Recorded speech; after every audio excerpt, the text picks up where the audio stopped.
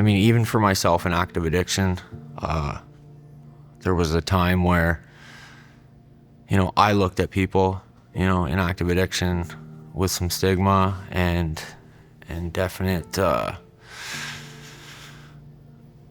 precursors as to what, they're looking for. Things have changed, going to treatment in a place where it wasn't all about treatment. It was more about like community, which brought me to, social work in that community. And I just see people as people now. Everybody's got a struggle. Everybody's got an issue, whether it be drugs or not.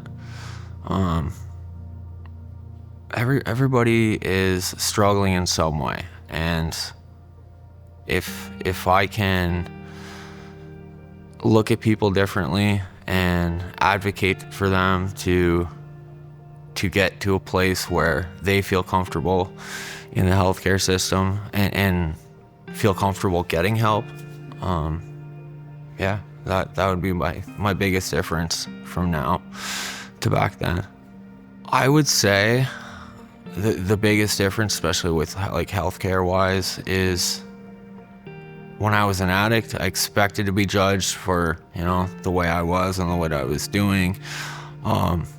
When I got clean, and I don't know why, but like I just expected to be treated like anybody else.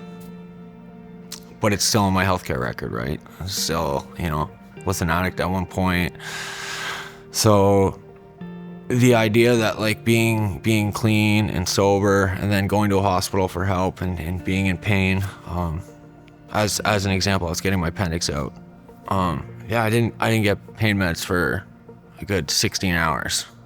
So, and it was just because, there's a little record of me being an addict on my healthcare,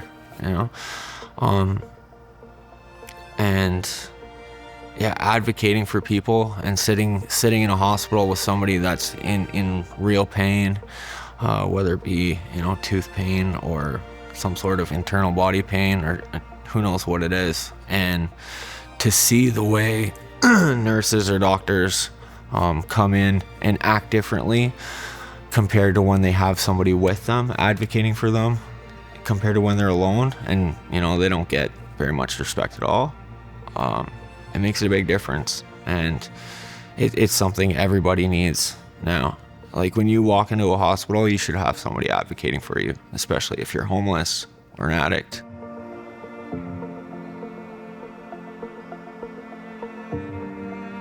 Active listening.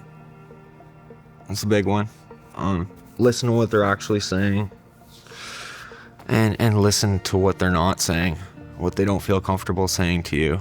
I can't think of how many times I've gone into a hospital and said things and just go over their head. There's a lot of things out there that people don't have control over, getting healthy food for the day. That's an everyday struggle for people. That changes the way your health and your mental health is affected every day. Living situations, social situations, financial situations, like all those factors are a big key problem in our homeless community and the way people are looked at. Even myself, like I may not, I don't like to go to a hospital because like I don't like the way I'm treated, and it feels like a business now. And it feels like you're rushed through. You're not actually getting healthcare. You're just kind of being seen and sent on your way. I think people need to take more time with the people they're seeing and actually listen. I mean, be a little bit more personal, I'd say. Like, I can't remember how many times I've been in the hospital and not like actually know my doctor's name. Like introductions or anything like that. It's just, hey, what's wrong? What can I do? Okay. So yeah, take time. Time is a big thing. Yeah, just treat people with respect. If it's not something that you wouldn't say to somebody or ask somebody, put yourself in their shoes, where they're coming from.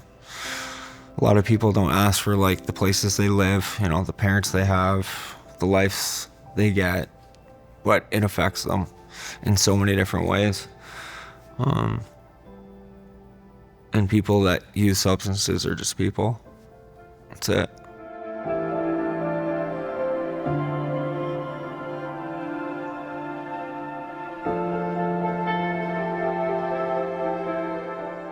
I don't want to get like too personal. I would say there are definitely factors and determinants that people don't want to speak of.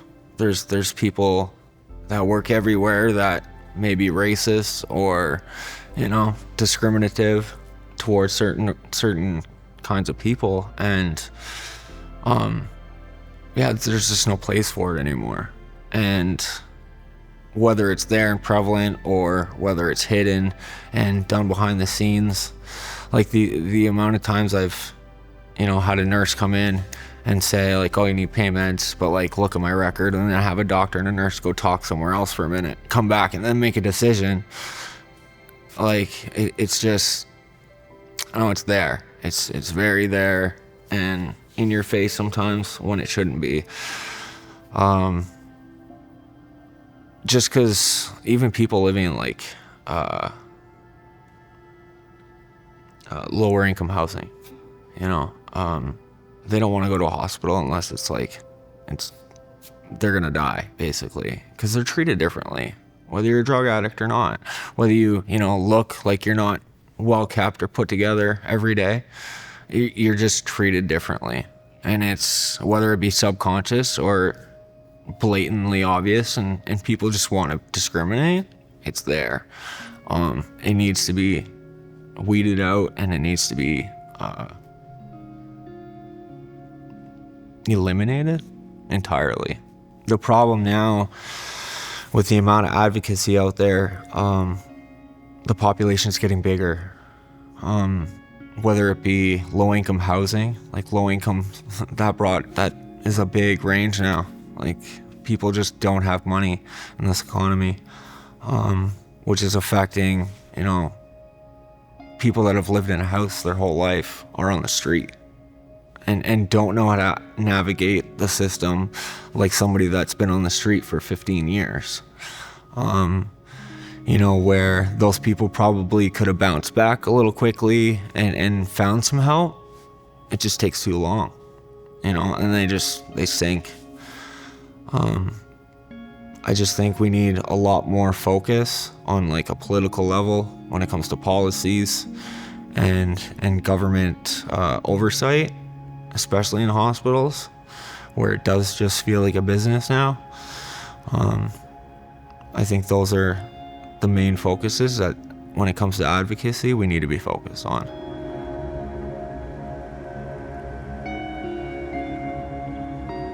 I would say in Kingston in general, it's when it comes to like frontline workers, I would say there's a pretty good community of service providers that work really well together and want to find, whether it be better living situations or help or treatment or medical aid for people in the community. I found it pretty easy at most points, but there's always a barrier or a wall or somebody that just doesn't have the answer for certain people. And in the end, whether you find those answers and get to a resolution, there's usually a long waiting period. And those waiting periods affect people in the situation way more than they do the service provider. If it takes a week or so to get an answer for somebody, I don't know where that person's going to be in a week. And I don't know if that person's going to be around in a week, depending on the situation. I think we need to put more resources and funding into actually giving service providers the ability to do what they are there to do.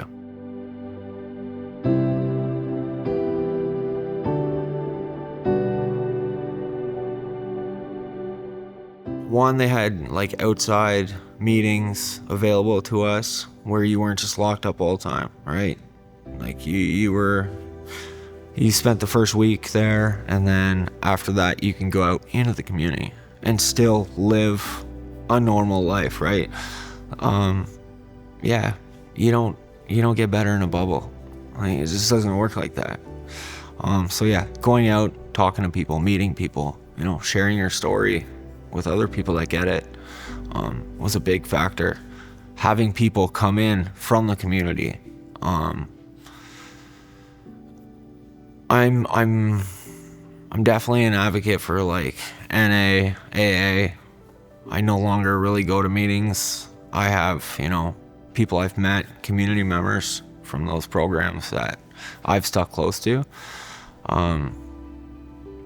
But having somebody come in, kind of take you under their wing, talk you through those first few weeks where everything is about to fall apart and your life is over, and, get you through that, and then, kind of build you back up little by little as a human. And to be that person again that, you were at one point, I'm sure. That's a big difference. The other ones, yeah, a lot of isolation. Addicts don't like isolation. They spend a lot of time in isolation. So I don't understand how people think that's gonna help. It was actually really personal too. So there was only, I think, 10 of us at a time. So like also a smaller group of people, a lot more personal, spent a lot more time with counseling, and yeah, they even, got you ready. Like, you're going home soon. What are you worried about? What's there? What are you going home to? Is it safe to go home? Stuff like that. I've been to other places where, yeah, no, it's last day. Have a nice day. Good luck. Like, you need to be prepped. Like, you're in a whole new reality where, yeah, those anxieties and, depression and shit's gonna hit. Sorry. And you gotta be ready for it.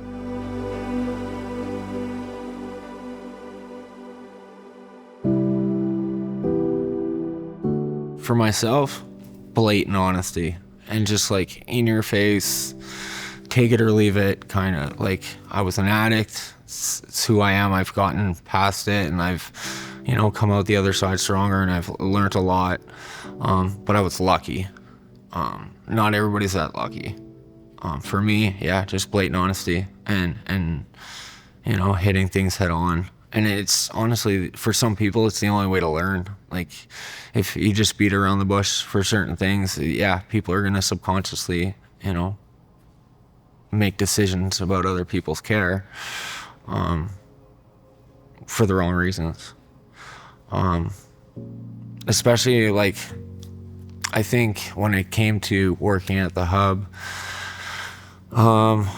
when I did my job interview, my lived experience was, one of the biggest factors.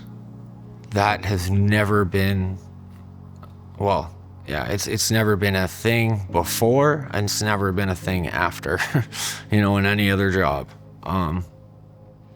There's something about lived experience and the idea that the people you're helping trust you and understand you, and have an idea that you understand that you've been there. I don't know if there would be a way for a healthcare provider, to divulge that kind of honesty and information. And I've had, a couple be honest with me and be like, hey, I was an alcoholic, whatever. Like, that's rare. But that's the kind of like trust people need to like feel safe going to get healthcare. Is just some open honesty and some real, like, humanity. I'm lucky enough to have found a doctor in this community that has done a lot of work with the community. I drive 2 hours to see him, once a month, and that drive is definitely worth it. You know what I mean? The idea of going to find a doctor and trying to explain things and hoping that doctor is somebody that's like maybe a little open-minded, you know, to the idea of like different ways to treat things. Yeah, everybody's different. You can't just blanket one kind of treatment for everybody. It doesn't work. It doesn't work at all. That's that personal touch, like going to a hospital and getting to know somebody, that makes the biggest difference in treating them too.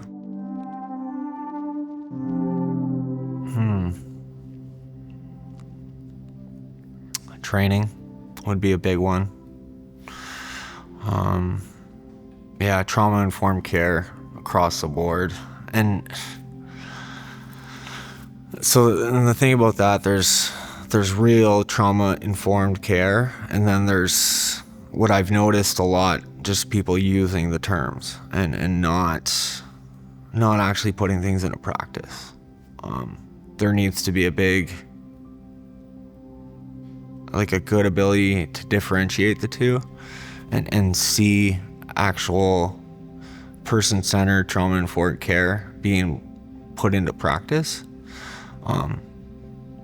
Yeah, I think it's been more of like a bandwagon kind of thing where people just kind of jump on it, and you know, that's how we get people in to help them. Like people get there and it's not that, and then they leave, so nobody's getting helped. Yeah, training's a big one. I think some of the most in-depth things I've learned when it comes to like helping people is stuff I've learned in trainings.